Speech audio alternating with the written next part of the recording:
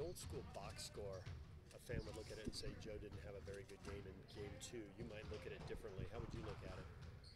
Well, I think he was solid defensively, doing the things we want as far as trying to create a lead or an advantage and being able to get off the ball.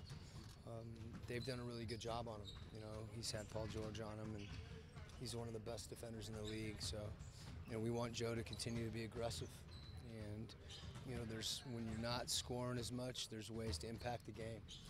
And whether it's kind of a hockey assist, or defensively or on the glass, whatever the case may be. Coach, the guys are saying the strength of this group is the team. Mm-hmm. Do you sense how different this group is than others? Well, I think, you know, it's always a matter of degrees. The fact that they're saying that kind of speaks for itself. I mean, we've said the strength of the team is the team. And, you know, I believe they believe that. And that's, you know, that's how we want to play. You know, we're not a team that, you know, we've got to create for each other, and we've got to defend together. So I think the things that we need to do to be successful, it just shows that that's become an identity. I think we've always been an unselfish group, but it's, you know, there's lots of teams that are unselfish, and we have to play the way we have to play. I mean, every team's different, and that's not to take anything away from teams that we've had here or other teams in the league. Everybody's got their own style and identity, and you know, the way we need to play to be good is to use each other and to help each other. Where does that start? Well, how do you create that? Well, it's, you know, it's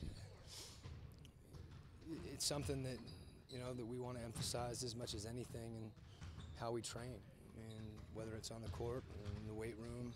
I think collectively our guys, you know, want the whole to be greater than the sum of the parts, and it's really all about the players and their ability to, you know, connect with each other and play for each other. Jones had a pretty tough opening few moments and then bounce back game 2 was pretty strong. What did that show you, and how does someone bounce back like that in that big a set? Well, I think to you know, the point we were just talking about, you know, the things that Jonas can really do to help our group sometimes would go unnoticed, whether it's slashing or just his activity with his ball movement, his energy.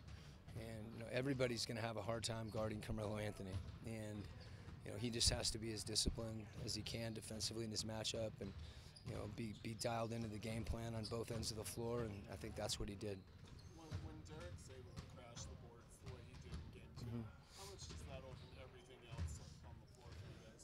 Well, I think it's a little bit the other way around. Is if we play the right way, you know, hopefully there are opportunities on the glass, and certainly that's been a focus for him, and you know, he went after balls. I mean, he was physical, and he fought on the glass, and you know, you don't always get rewarded for that, but over time you usually do. Oh, I was going to ask about that. Between game 1 and game 2 with Derek, do you feel like it was more about effort, context, with how the Thunder were playing him, or how you guys utilized it? Well, he was pretty good in game 1. I mean, if you remember, I think, especially early in the game, he was one of the reasons that we got to a quick start.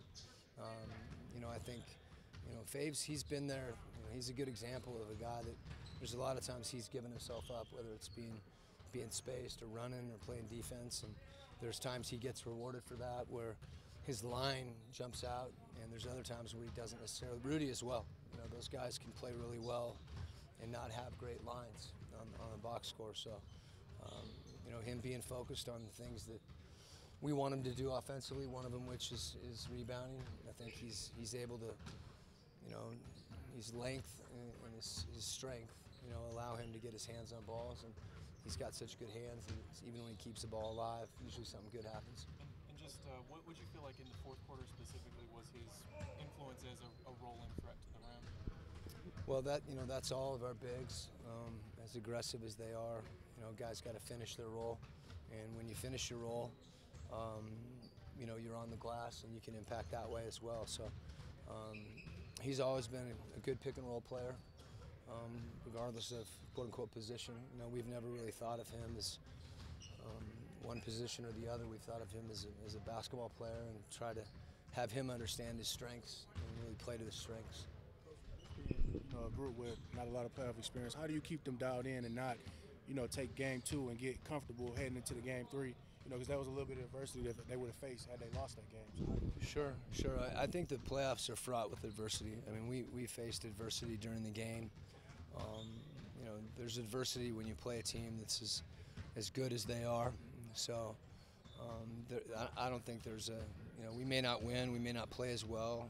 We've got to try to play better in order to win, because we know they're going to play better. So it's I'm not worried about our guys kind of being complacent, or I want them to be healthy mentally as well as physically, and that means staying focused and having energy when they play, but focused on what they need to do, on doing their jobs and doing it with that kind of urgency. Last year you won the Clippers series while losing 2 out of 3 at home.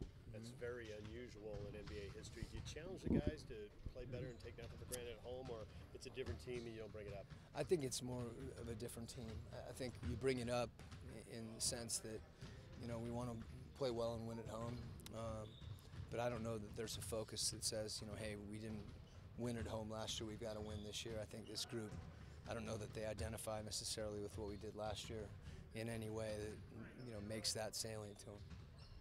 Thanks. Okay.